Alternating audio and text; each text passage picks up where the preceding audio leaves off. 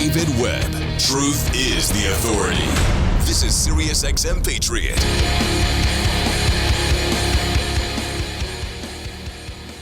All right, let's get right back to it. Election integrity. We not only talk about it, we work with the people who are doing something about it. And I'm joined by Hans von Spackowski, manager of the Election Law Reform Initiative and senior fellow at Heritage Foundation in the Center for Legal and Judicial Studies. Hans, good morning, my friend. How are you? David, I'm doing just fine, thanks. So here we go again. You know, Hans, you are certainly one of the experts on this. So the misinformation being spread about the election security bill in Texas, we've seen the escaping Democrats. We've seen all the optics, the images. Now let's deal in the facts. What's in the law, and is there a contrast to some of the other blue states? Oh, yeah. There's a big contrast to the blue states, which have almost no security in the election process, which makes it easy to cheat in those places. But look, David, I was just cruising through the headlines from all these supposedly mainstream media sources, you know, CNN, elsewhere, and every single one of them says, oh, this is like the most restrictive voting bill ever passed. It's going to make Texas the most restrictive place in the country, but all of that is a complete and total lie. Okay, now Texas passed a long bill, but a lot of it has to do with protecting voters, and I'll give you an example of it. Texas for years has had this problem of people who aren't U.S. citizens registering and voting in the state. They've had prosecutions of that, so they put a provision into this bill that said, very simply, that the Secretary of State, who's in charge of the statewide voter registration list, has to enter into an agreement with the Texas Department of Motor Vehicles to start checking DMV records to compare them with state voter registration records to find people who, when they went to get a driver's license, produced documentation showing they're not a U.S. citizen. Now, why is that restrictive? Well, yeah, it's restrictive because it's trying to prevent aliens from illegally registering and voting. But think about the motive of Democrats who were so opposed to a provision like that, which is supposed to find people illegally registered and voting, non-citizens, that they went all the way to Washington to avoid it. What does that tell you? It tells you they actually want non-citizens registering and voting. Another example of this is, remember, David, what happened in last year's election. We had all these legally qualified observers getting thrown out of places like Philadelphia and elsewhere so that they couldn't see what was going on in the polling place. Now, transparency is essential to fair and secure elections. That's why the U.S. State Department sends observer teams to fledgling democracies all over the world. Texas strengthened its observer laws to basically say that election officials cannot throw people out. They can't put them into positions where they can't see what's going on. They strengthened the law to say, obviously, observers can't interfere in the voting process. You know, they can't interact with voters. But this puts some discipline on election officials to make sure they don't do the same thing. Why would Democrats be opposed to that? Well, let's talk about this in an even somewhat historical context, Hans. You know, you go back to motor voter, the Clintons, you know, in the 90s, the idea that at that time we had less secure driver's license processes. You could get a driver's license back then with just about anything that wasn't even true proof of who you were or who you are. And that began this train of perversion of using motor voter, voting and registration in one. When driver's license processes were strengthened post 9/11 with the provisions for the Secure ID initiative out of the Patriot Act, that cut a lot of that off. But by then, the system had already been flooded with illegal voters, criminal voters, not just illegal aliens, but all sorts of ineligible voters for a variety of reasons. today, where we are now, this sounds like the latest attempt by the Democrats to keep perverting the system. My question is, how effective have they been at it? And not just in Texas, but how do we begin to reverse it effectively? Well, look, I think you've actually summarized the situation exactly right.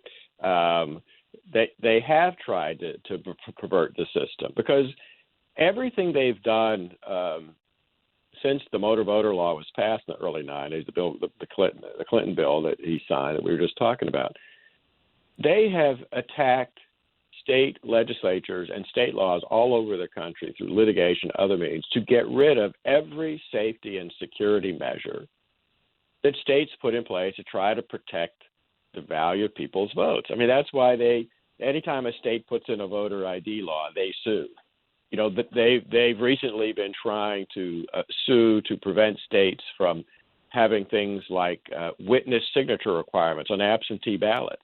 They've sued to prevent states from actually being able to clean up their voter rolls and take people off who've died and moved away. Every one of those actions shows that they want a loose system with no security. And why would they want that? Well, there's only one reason. Because it makes it easier to cheat and steal elections. You know, the local level, and I know we talk a lot about this on the big picture, you know, the media and at the presidential, and I would say even at the federal level. But as you and I have observed, and you've certainly analyzed and worked on over the years as well, the local elections are a long-term strategy for the left. When votes or elections are decided by 50 votes, 300 votes, 1,000 votes. That's where this is most effective. So Texas's actions need to be mirrored in many other states. What you've done with, for instance, voter roll cleanup in Pennsylvania, right? Another example of working on these issues locally. Are enough states, not just red states, but primarily red states, working on this effectively? See, working on it is one thing, but you and I, Hans, we both talked about being effective. You need wins.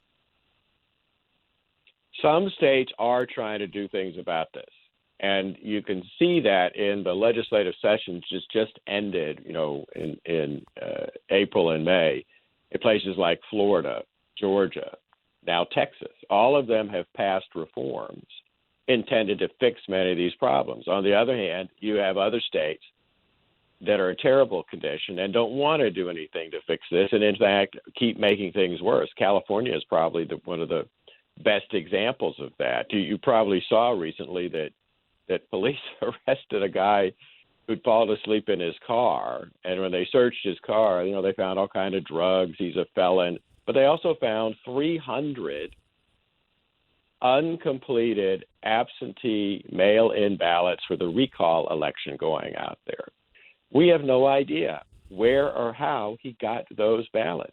And given the fact that the state extended its COVID emergency rules and they mailed a ballot to every single registered voter across the state, well, their voter list is in notoriously bad shape because they do hardly anything to clean it up. Just 2 years ago, Los Angeles was forced to agree that it hadn't done anything to maintain the accuracy of its voter list in like 20 years, and they agreed to take 1.5 million individuals off their voter list who were no longer eligible. Well, just think about hundreds, thousands of ballots arriving in mailboxes all over the state, in condominium complexes, apartments.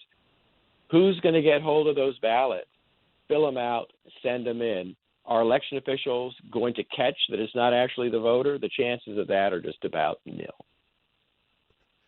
You know, I think the brutal reality of this, and please, Hans, correct me because I'd love to be wrong, but I think a brutal reality of this is we will not be able to go back close to 100% or even a significant percent and clean up the track from the 90s to now, from motor voter to now. You know, sometimes, as you say, you know, that's out of the barn, right?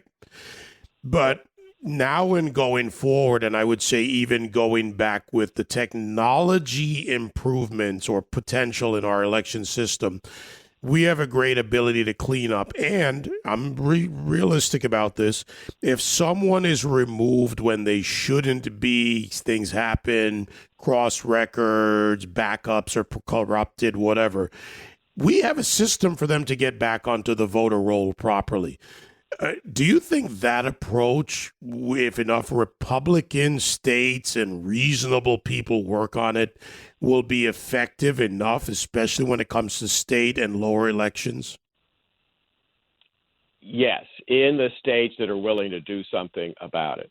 I think they can clean up the system and make it much better, as long as they have the ability to do that and Congress doesn't pass, for example, H.R. 1, which is the bill that failed in the Senate just a month or so ago, that is intended to basically federalize and take over the process from the states to prevent them from being able to clean up the system and do anything about this. And by the way, look, you're right. This really can affect local races, because those races are often decided by a handful of votes. Look, 6 guys were just criminally indicted in Compton, California, for voter fraud involving absentee ballots in their June city council elections there. And one of the guys indicted, by the way, was a sitting member of the city council who got elected in June. He won his race by 1 vote. And there clearly was enough fraud committed by these 6 individuals to have changed the outcome of that election. This is a continuing battle, my friend. I can't tell you how much I appreciate and American people appreciate your efforts. We have to continue this, take what's good, spread it even more, and win. You've put wins on the table, Hans, you and your various initiatives, and we need those legislative wins, legal wins, and action taken. So I always appreciate that. Thank you for joining me today. Sure thing. Thanks for having me, David. Hans von Spakovsky, manager of the Election Law Reform Initiative, senior legal fellow in the Meese Center for Legal and Judicial Studies at the Heritage Foundation. We need wins. You can talk about it, write stories, but he puts wins on the table.